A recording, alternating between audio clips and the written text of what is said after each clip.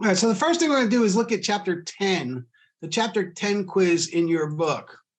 So just as a review for chapter 10, this is our second part of contracts, right? This is when we went in and we saw the contract last week, all right, before we did Thursday.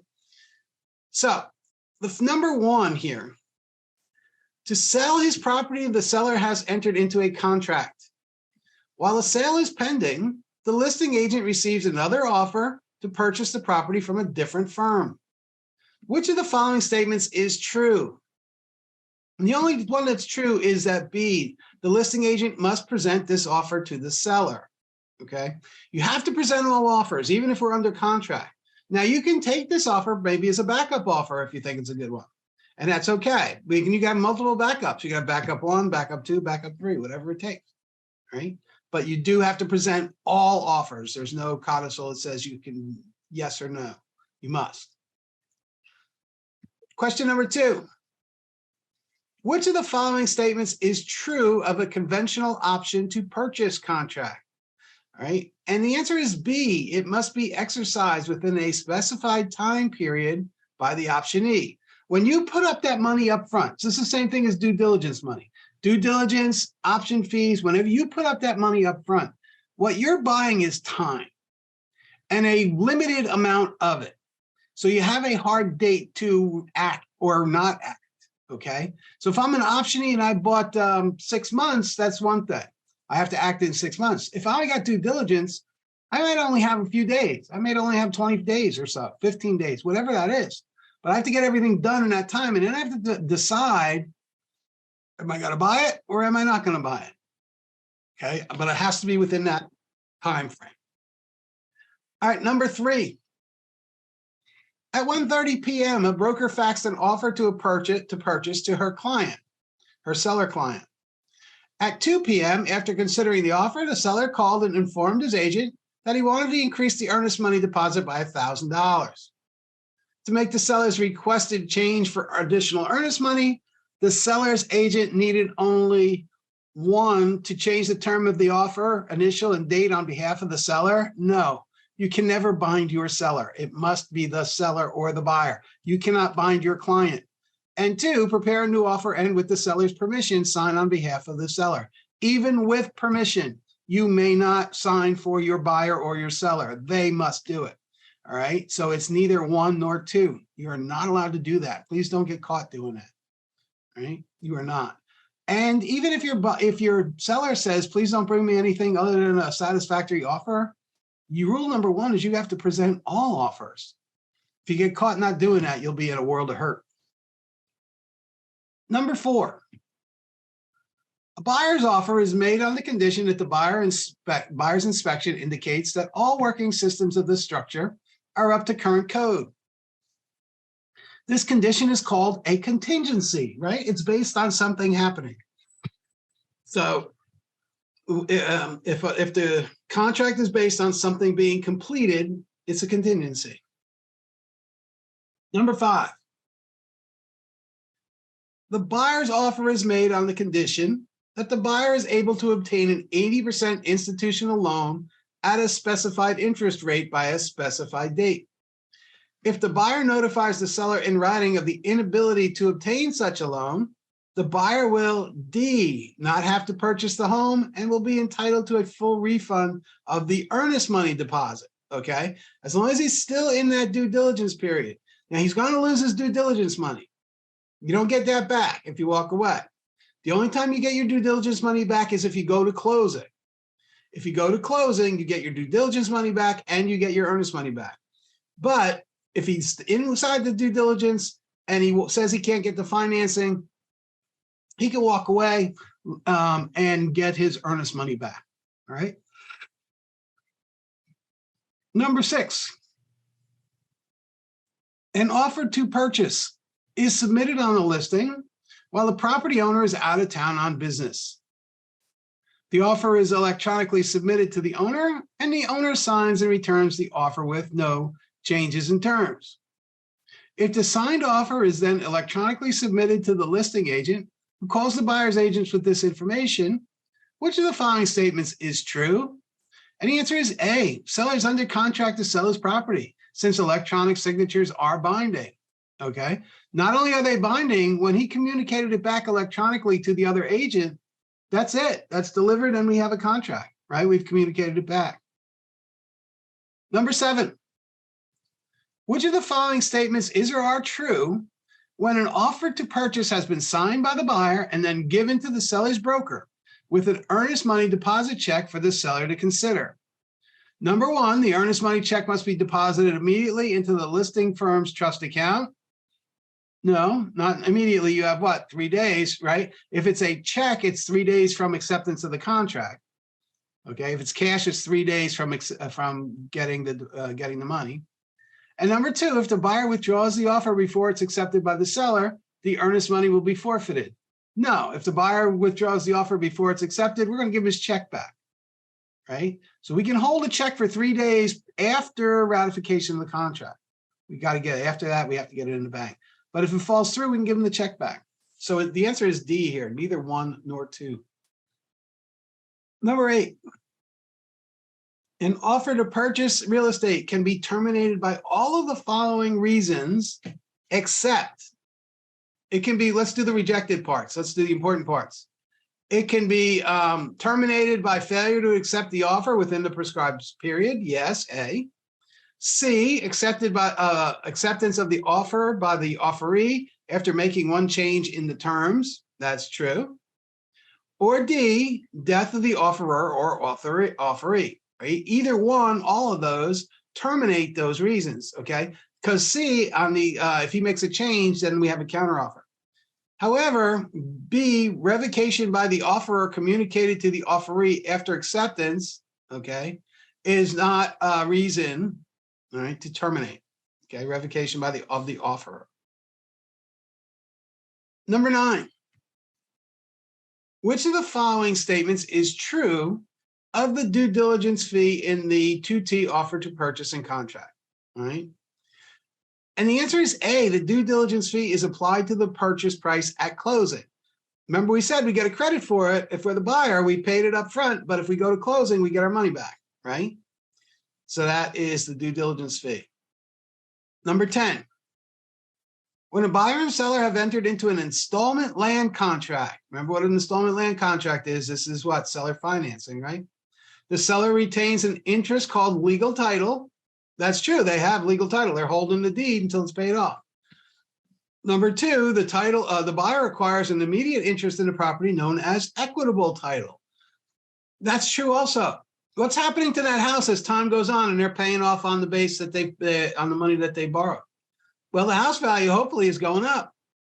So once they're paid off, can the buyer just sell it and keep the money difference between what he paid for it and what it's worth? Sure. So he's gaining equity as he's paying this off. Number 11, under contract terms, one party will pay the property owner $1,500 a month for 10 years. The property owner will continue to hold legal title to the property. That party will live on the property and pay all the real estate taxes, insurance premiums, and regular upkeep costs. What kind of contract is in place? And this is D. This is a definition of the installment land contract. Seller financing, where the seller will keep ownership, hold the title until it's paid. Number 12, a married couple offers in writing to purchase a house for $320,000, including the draperies, with the offer set to expire on Saturday at noon. The owner replies in writing on Thursday, accepting the $320,000 offer, but excluding the draperies. On Friday, while the couple considers this response, the owner reconsiders the original offer and decides to accept the original offer in writing, including the draperies. Since it's before noon on Saturday, the couple B, not bound to buy because they're not under contract. The minute he sends a counteroffer, that first offer is wiped off the table. They're not bound to go back and revisit it, okay? So the minute that he changed and he excluded the draperies, we have a counteroffer. The buyers, the original buyers, are not obligated to go back and revisit, all right, on a counteroffer. It's a new offer. Number 13, a man signs a contract under which he may purchase a house for $800,000 any time within the next 3 months. The man pays the current owner $5,000 at the time the contract is signed. Which of the following best describes this contract? This is an option contract, right? He's got 3 months to come back and make a decision on whether he wants to pay that $800,000. But he gave that owner $5,000 to purchase that 3 months' time. Number 14, a for sale by owner signs a written offer to purchase without making any changes to the offer. Seller then mails the signed offer to the buyer by express mail without any further contact with the buyer. Before receipt of the envelope from the seller, the buyer changes her mind about purchasing the property and calls the seller to withdraw the offer. Which of the following statements are true? Well, they cannot withdraw it. They're already under contract, okay? They mailed it. Mailbox rule says once we drop it off in the mail, if that's the required response, and we hand it to the post office, that's it. It's done. It's delivered. All right? Sent. So we can't withdraw it. All right, number 15. A seller receives 2 offers to purchase her North Carolina property at the same time. One offer is for full listing price, but wants a delayed closing that is not in the seller's best interest. The second offer has terms that are very agreeable to the sellers, but offers less than full price to the property. Without any knowledge or consent for the first offerer, the listing agent contacts only the second offerer and tells them there is a full price offer on the table and asks if they would like to increase the purchase price in their offer. The listing price is C, in violation of commission rules because he revealed terms, and therefore he is shopping offers. Shopping offers is against the rules. You cannot do that. All right. It's against the real estate commission rules. And truth is, it becomes a violation of law, real estate law. Okay, you're not allowed to do that. Number 16. Which of the following is true of a right of first refusal given to the tenant of a rental house? The answer is D, the truth. The landlord must offer to sell the property to the tenant first if the landlord decides to sell the house. Okay, this is the right of first refusal. They come to you and say, here, I'm going to sell this. Do you want it first? All right, number 17. A pre-printed North Carolina sales contract provided for use by a real estate broker may not contain a provision about what didn't we see in that contract? We didn't see anything about broker compensation, right?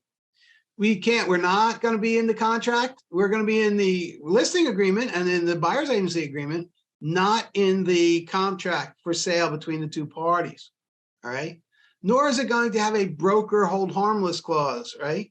We can sue. If they can sue us if they think we did a poor job or we think they hurt them in any way, all right?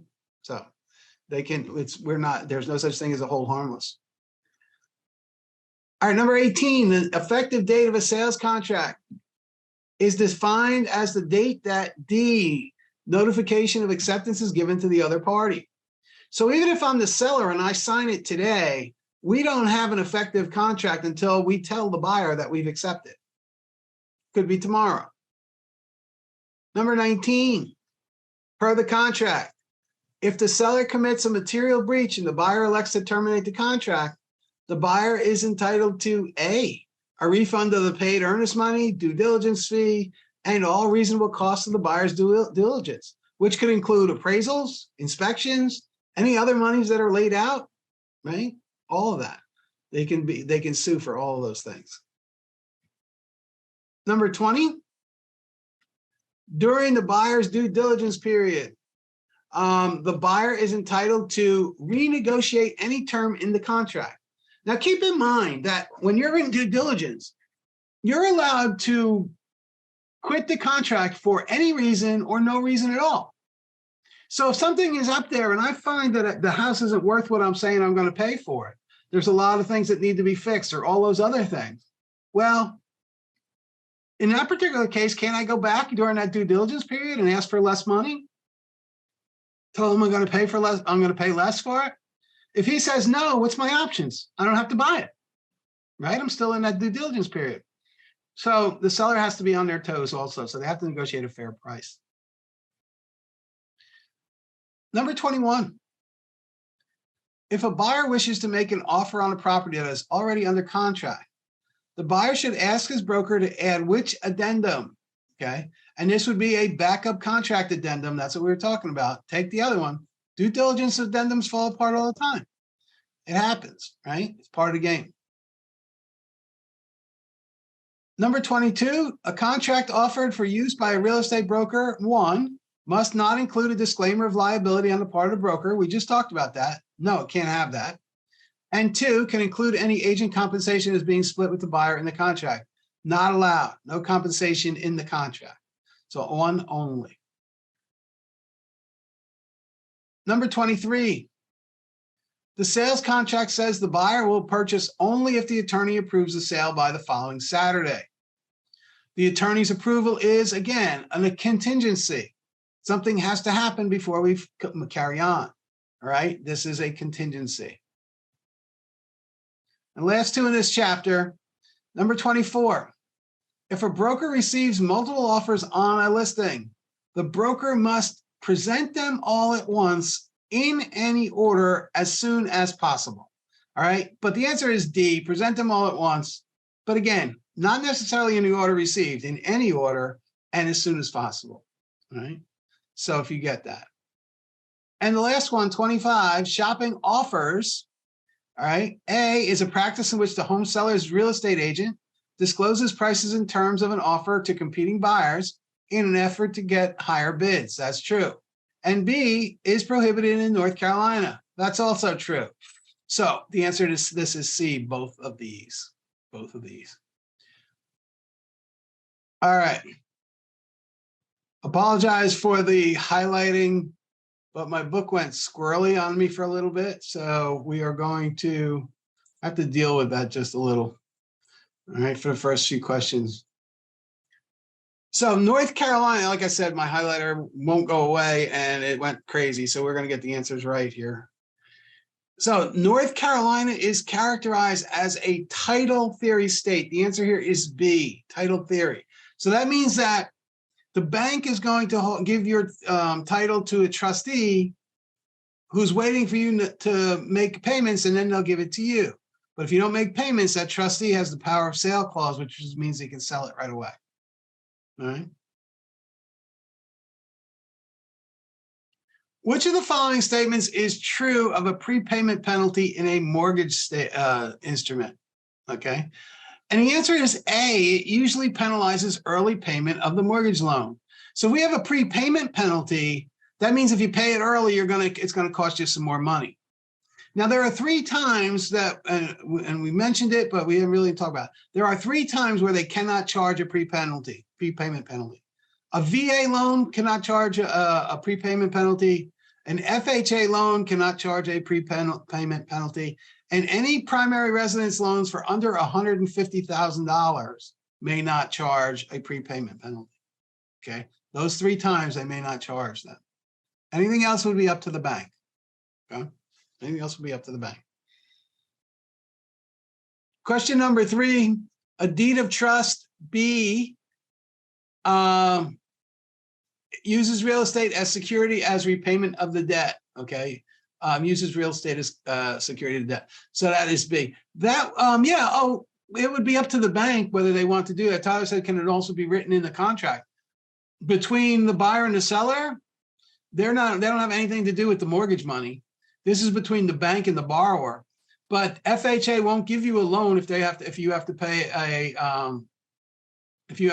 a penalty, prepayment penalty. VA won't give you a loan or won't guarantee the loan if there's a penalty. So the banks know they can't charge that.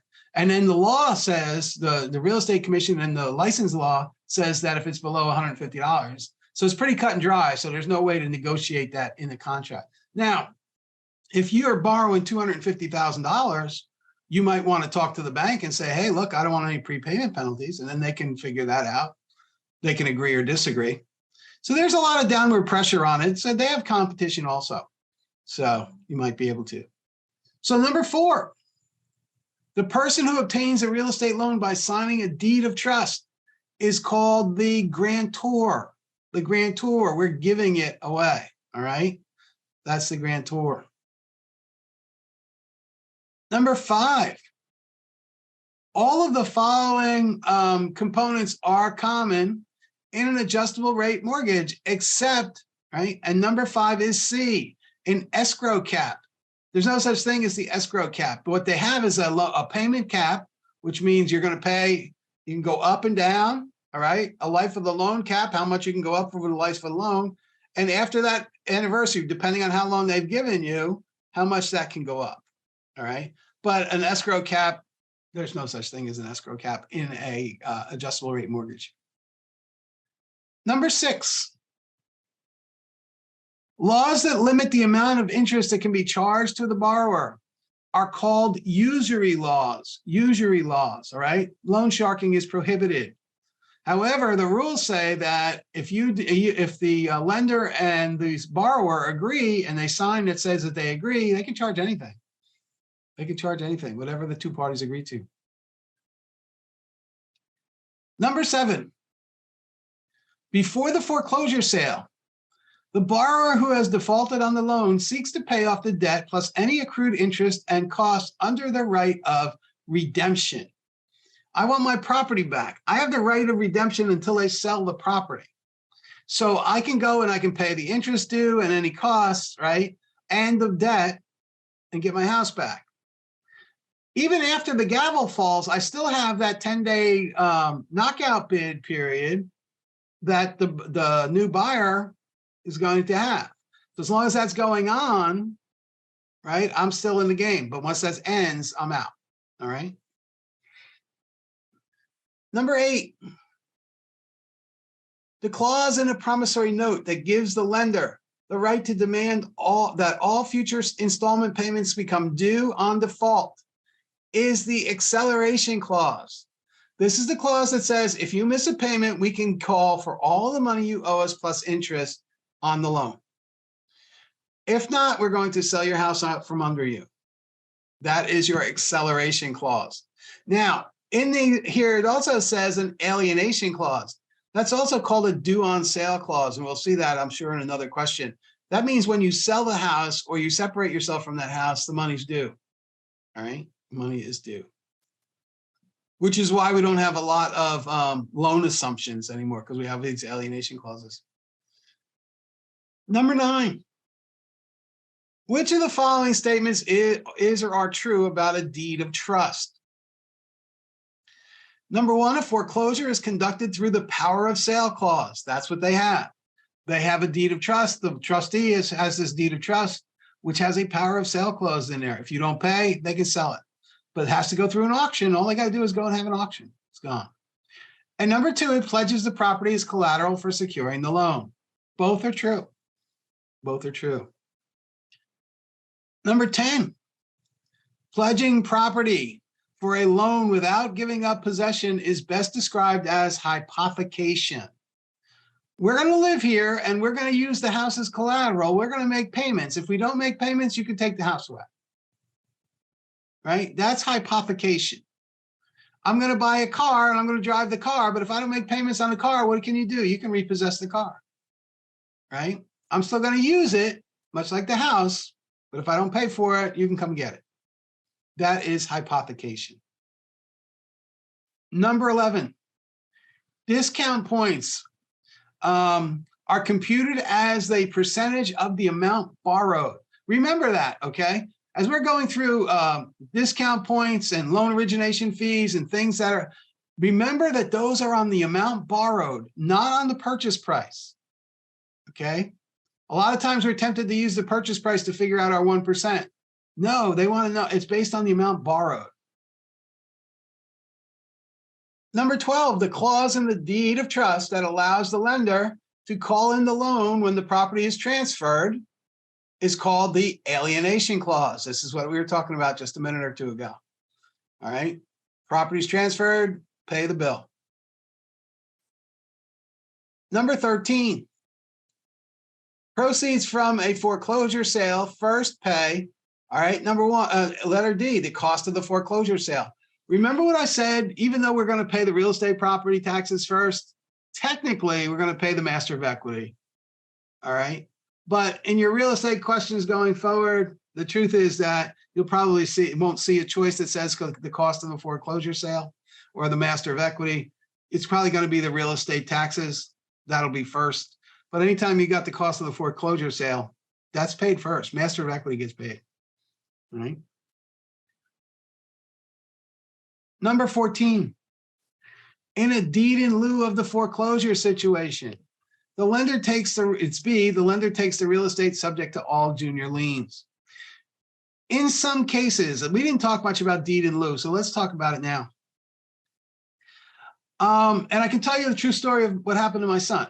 My son's in the Army, and he's been in the Army for a while. While he was in the Army, he bought a house. And he bought a house at the very peak of the market. And so he thought that was a good idea, and he thought he was staying there for the while. Yeah, it's very similar to short sale. Only what happens is this, it's a lot less frustrating. So what happened was the United States Army said, my son, you can't stay here in Hagerstown, Maryland anymore. You're going to go, your billet's getting changed up to Greensburg, Pennsylvania, right outside of Pittsburgh.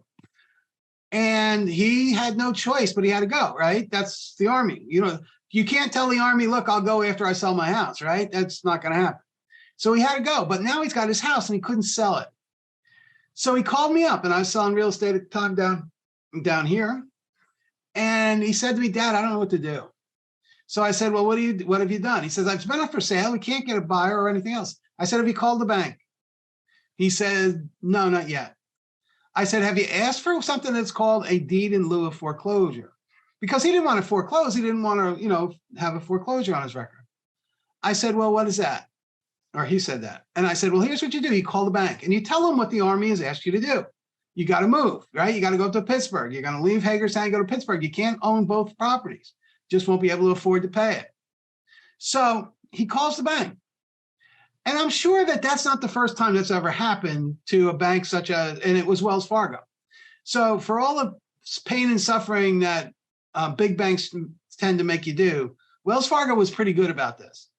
So what they said was they'd worked out something, an agreement that said, all right, look, we'll take your keys and your house, just leave them in the drawer, sign off the documents that says that you're giving us back the house, and we'll just forgive the rest of the debt.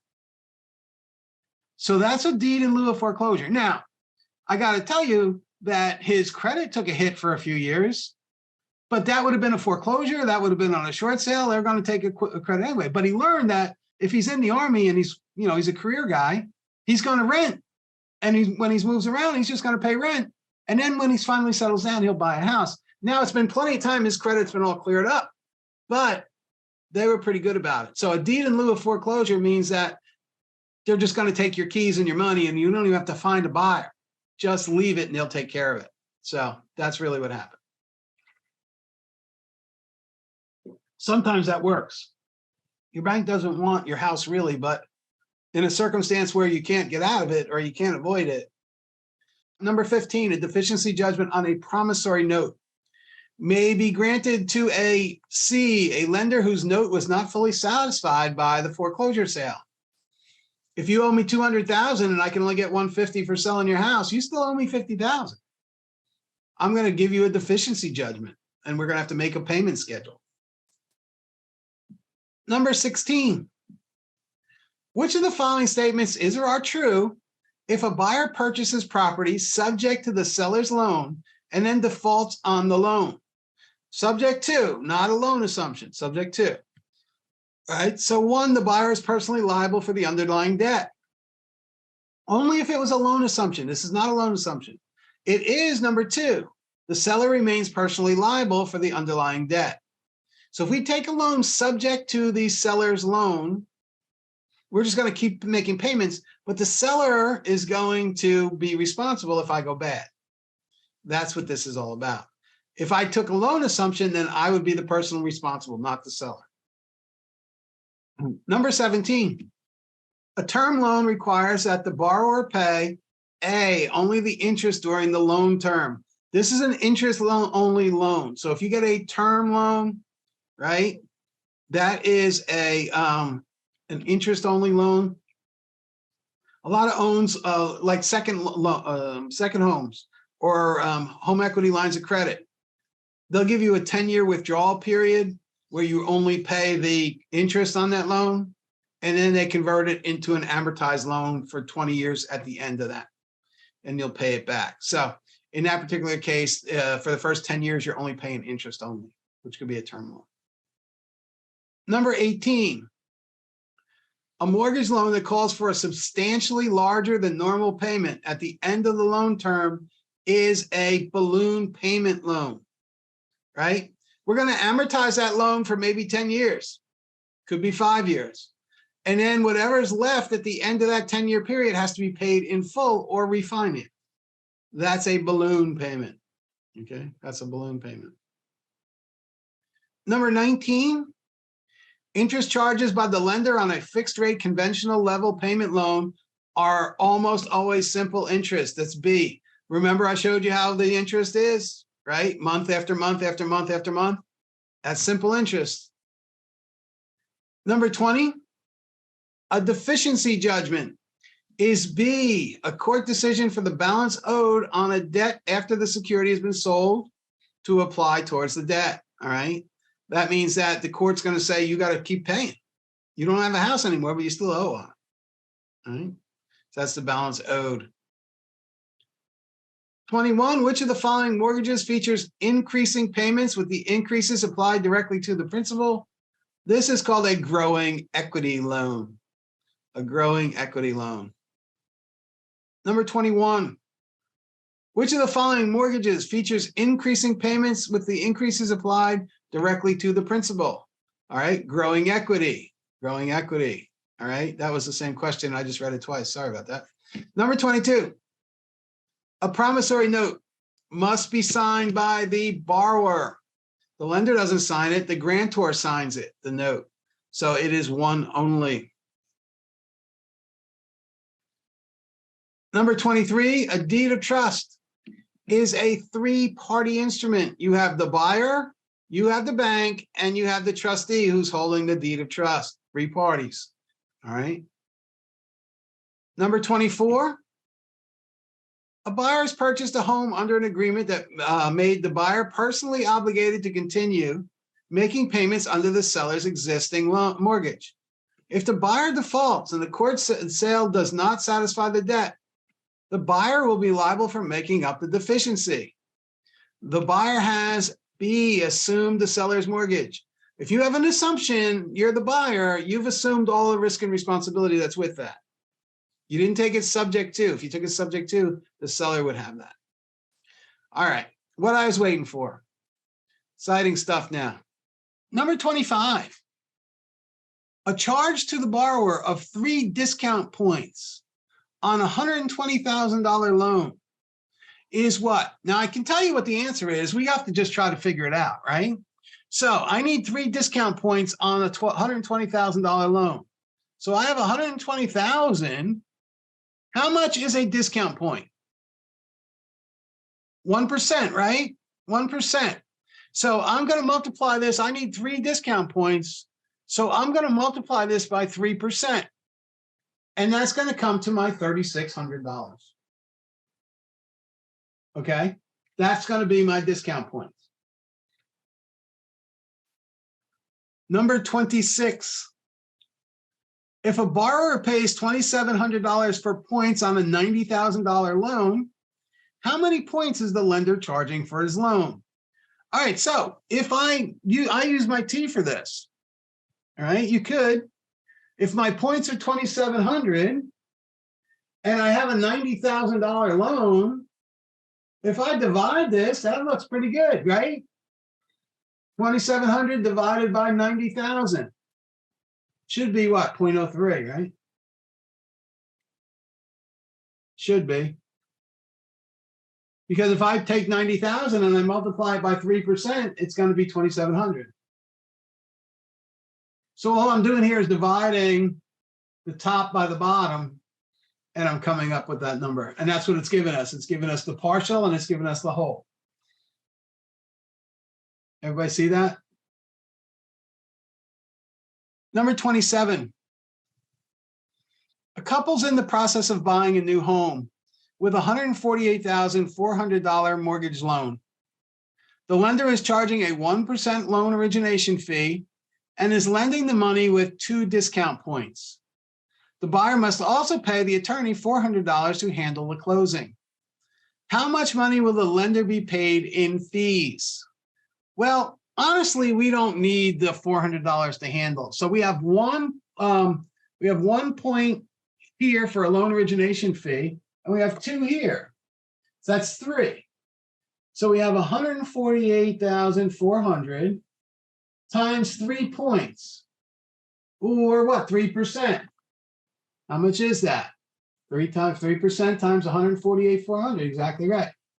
Which is going to be 44.52. Yes, you agree?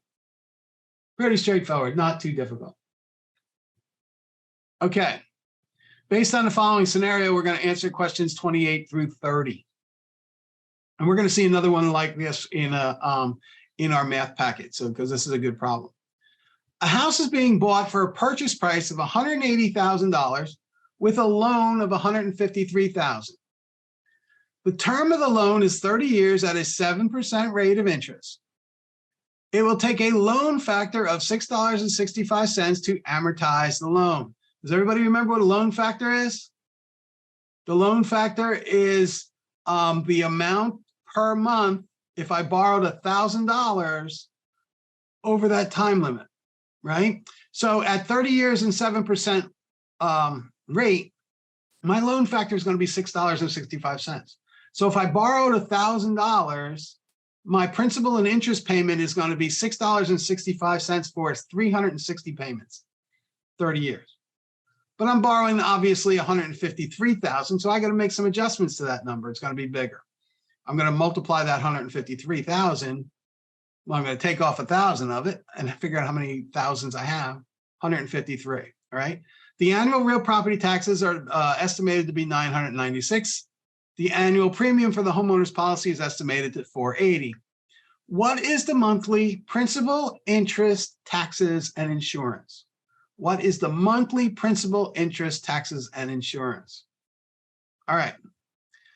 So we know the answer is C, but how did we get there? What got us there? All right. Let's look at it. Okay, so the first thing we know is we have a loan of $153,000. We're not worried about the down payment here. They didn't ask us that, nor the original price.